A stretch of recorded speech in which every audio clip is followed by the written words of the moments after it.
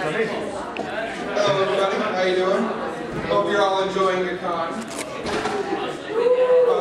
Alright. This is the True Hellsing Panel. Any questions, any doubts, anything that you have about the series in general, we're here to put to rest with the vast amount of knowledge that the two of us obtain. It's basically an hour's worth of anything you guys can come up with that you might have an issue with. Or want to talk about. Derek, this is Rick. I'm going to give this to you. I'm not good at this. So panel person 1, 2, 3. Okay, all right. Okay, we're going to need cake and punch for... I want cake. Awesome. Cake is live. Thank you. It needs to be green. Green punch. Goo punch. Right. So, anyone have any questions about the series? Anyone misunderstand anything? No? What's your... Do you guys read it all? Or? Read all of it, watched all the anime. What happened to Walter at the end? Why did he cross everybody at the very end? And then he kind of like went back to the other side and started destroying it. Do you think like something happened with like the chip thing? Or? Well, I don't think it came from a chip thing. I think he was, made the agreement as a child, when he was younger, working. And of course, people are young and they're corruptible, obviously. They either made him an offer he couldn't refuse or forced him to do so. And he had to hold his agreement later. And, well, obviously the reason why he snapped at the end is because they started to, fail and it pissed him off. And also, they completely botched his surgery. He was slowly dying, so he said, well, you know what, to hell with it, I'll kill all of everybody, why not? Or everybody can get his hands on at that point. Yeah. Who has the music going on? Yeah, I think I would really like to turn that off. I totally agree with you. I think it's The speakers for the speakers. for the whole place. That's kind of annoying. That is very annoying. That's pretty shit. At least they could have picked some better music or something. A little bit of death metal, really? Is that... Something a little darker at least. Or some anime music, and this is con. You can't route a couple of speakers to blare anime themes, really? Possibly a stupid question, but in Dawn, the hell is the coffin made of? Like, is it one of Alucard's familiars, or like, is that food? Well, that would obviously just be the fact that he's using his own influence over it. And any vampire you ever read about can control objects with quite ease, really. And it's the humans that get complicated. Yeah. The way I always saw that was that, since it, has meat and everything, that he was just making a familiar be able to move his coffin. Coffin isn't one, but he made his familiar do so. Alright. That's the way I saw it. It seemed to have a personality, so I was concerned. Left up to speculation at the opinion of the reader. He never really explained it, but it's in a lot of other myths and legends and stories and such. Anyway.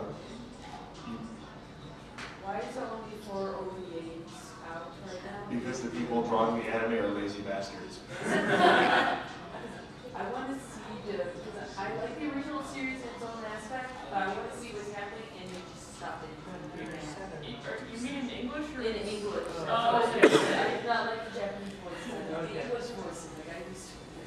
Well, either way you go, whether it be the Japanese voices or the English voices, it was still a horrible casting decision they made for Alucard.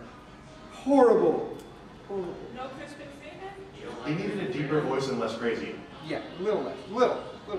Little less crazy, a little more sarcastic. Anyone else have any questions? Comments? You don't like Crispin Freeman? I don't like a lot of people. Very disagreeable person at times. Oh, Crispin Freeman does some great work, don't get me wrong. It's just in that particular role, I think he was miscast. What? Showing him needed to die in a worse way. I hated that guy.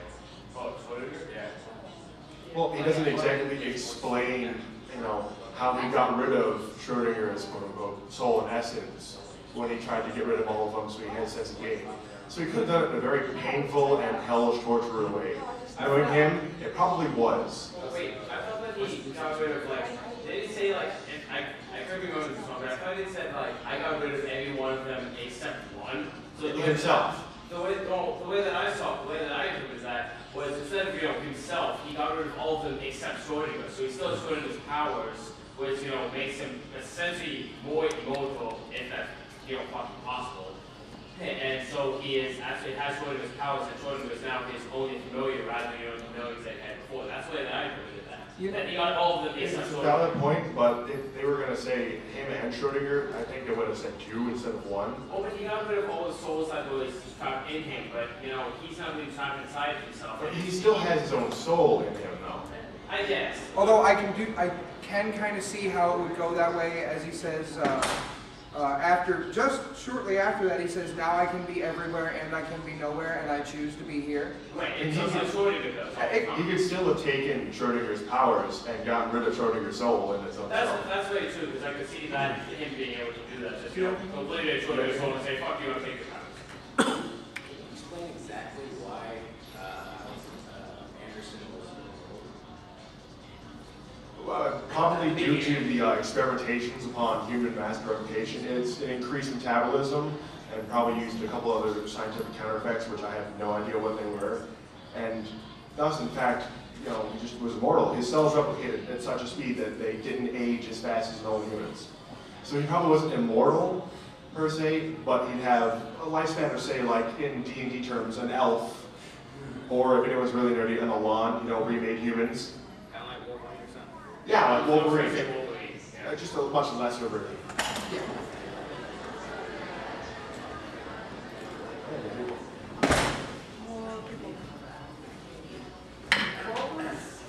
What do you think Alucard was really thinking when he turned Ceres?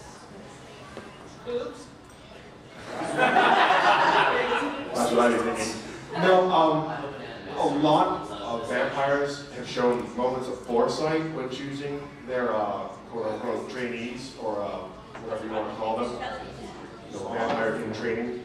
But probably because he just had a sense of fact that this person was going to be, in all eventuality, very useful to him and his master.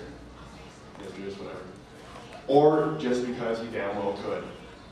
In truth, there's no way to tell what that man is thinking in the slightest. He has no real train of thought to be followed other than by himself.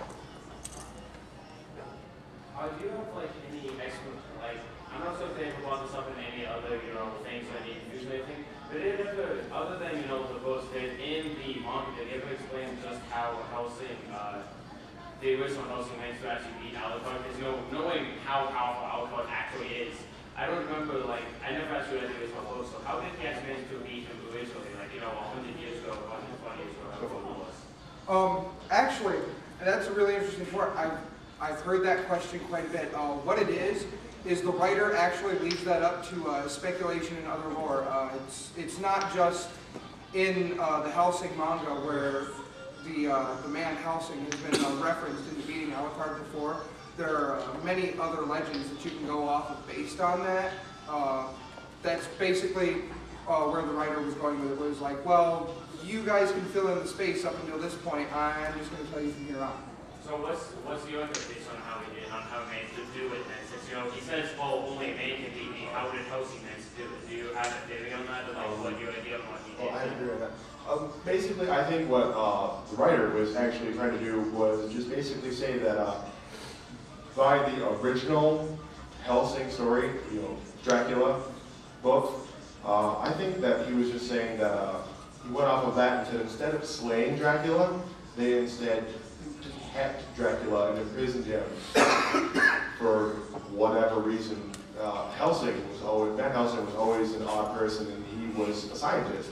So of course he'd want to dissect, the king of all vampires and see what caused it all, and then, tamper with it in his own special way. Probably because he saw the potential of hey, if there's more of these things out there, why not use what created them all to therefore wipe them out? Is that getting louder? I think it is. I think it is. Sorry. I got my I nails totally didn't off. notice it until you mentioned it, but now I do. Anyone else have any comments? I mean, come on, just spitball, people. Just have fun, talk. I got a subject. Go for it. If you want to think about it, Ryan. How many people here enjoyed the bits of Jan and Luke Valentine? I love them. Jan and Luke? Who loved Jan and Luke and their misadventures? Oh, yeah. That should have continued in my own version of it. Well, it did in the manga. They had little backstories of them, these little doodles with them in the manga. The way Jan died was better. Actually, both of them died. Yes. Yeah. Oh, Well, and then never explained what the hell possible for him to beat Alucard. I don't think anyone told him. I think he was put up against, a bunch of others to train and prove he was superior. And he's like, well, I can get all these guys and I'm faster than all of them, so why the hell can't I beat him, Obviously, he was misinformed of the sheer amount of beastie and awesomeness that is Vampire Alucard. I feel like the Major was just laughing back on So it's like, disposable.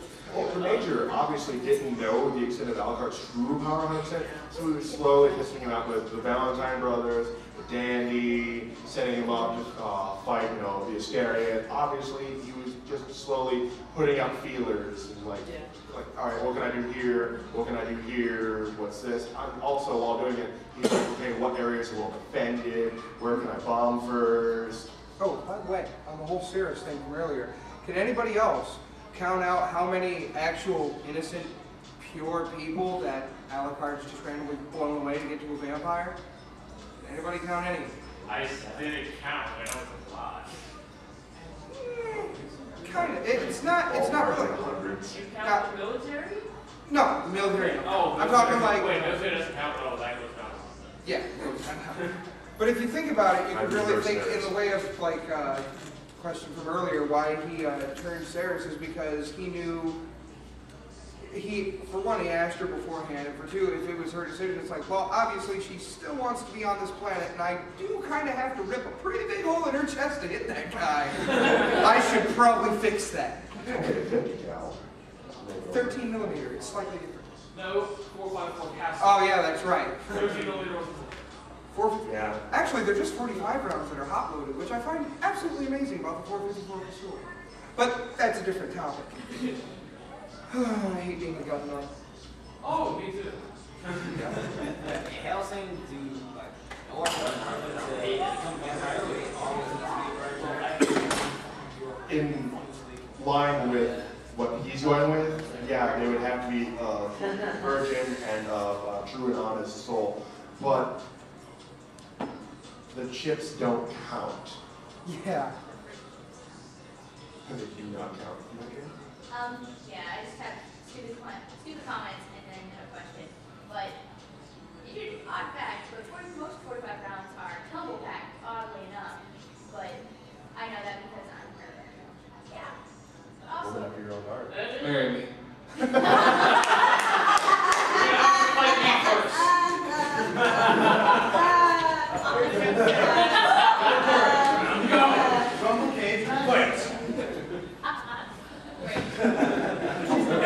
You're gonna try to line up, fisticuffs go. Fisticuffs! yeah. But what do you think was going through Alucard's head when he decided it would be a good idea to fly to Jet? So fly it. SR 71. Yeah. No, it wasn't a good idea to fly a jet. Whenever he ever stated it was a good idea, he's basically like, I want to do this, so I'm gonna. And it wasn't a good idea to fly the jet, it was just a great idea to crash the jet. There wasn't a lot of flying involved in that, but like just straight down.